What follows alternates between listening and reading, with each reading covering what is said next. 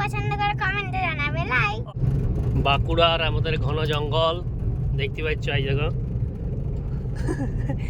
কত বড় লাগছে মুখটা সামনে থেকে। আমরা এখন শুটিংয়ে যাচ্ছি আর আমাদের স্যার আছে বিকাশদার সঙ্গে গেলে আমাদের কিছু জার্নিটা মনেই হয় নাই। এই যে দেখতে পাচ্ছ বাঁকুড়ার রোদ, মানে বাঁকুড়া যে কটকটিয়া রোদটা, বাবারে এখন বাঁকুড়া ঘুরতে এলে স্যার হাড়ে হাড়ে টের পাবে যে কী অবস্থা হয়। আর এই যে আমরা দুজনে জোড়মানিকে কাকা ভাইজি বেরিয়ে গেছি, আমাদের শুটিং চলছে এখন বাঁকুড়াতেই। তো এটা একটা অন্য ধরনের কাজ হচ্ছে, সেটা তোমরা ওদেরকে আস্তে আস্তে বলবো, জানতে পারবে।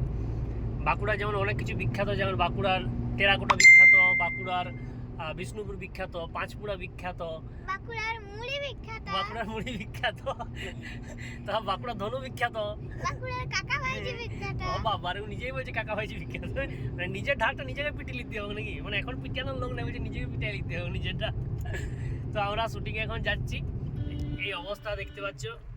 আমাদের কষ্ট হচ্ছে নাই বলবো না, বাঁকুড়ার লোক একটু সহ্য ক্ষমতা আছে, মানে বাঁকুড়ার গরম ঠান্ডা এগুলো তো মানে মার্কা মারা দেখে বলে।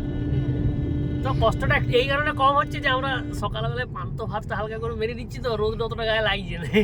আচ্ছা তোমরা কারা কারা পান্তা ভাত খেতে পছন্দ করে কমেন্টে জানাবে লাইক। ও যে কারা কারা পান্ত ভাত খেতে পছন্দ করে, মানে এই গরমে কারা কারা পান্ত ভাত খেতে পছন্দ করে বলছি কমেন্টে জানাবে। ঠিক তোমরা কমেন্টে জানাও যে কার ভালো লাগে পান্ত ভাত, আর কি দিয়ে খেতে ভালো লাগে সবজি, তাই তো জানাও অবশ্যই।